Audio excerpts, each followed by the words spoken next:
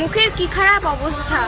আমাকে আজকে বাড়িতে বলে গিয়েছে রান্না করতে, কারণ আমাদের খেতে লঙ্কা তোলা হচ্ছে। মা বাবা গিয়েছে লঙ্কা খেতে, আর মায়ের কাজগুলো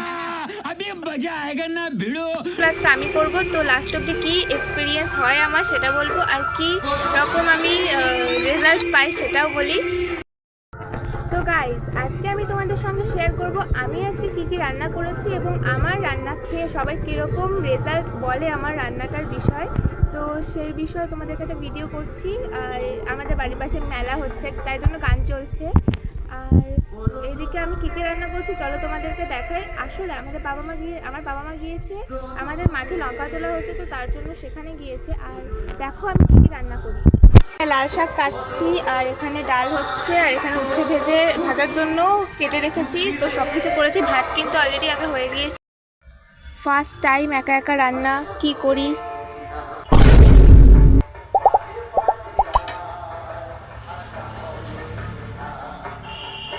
তো গাইস দেখো কিরকম ঘেমে গিয়েছি। তো আমার রান্না কমপ্লিট হয়ে গিয়েছে। কী কী রান্না করলাম চলো তোমাদেরকে বলি।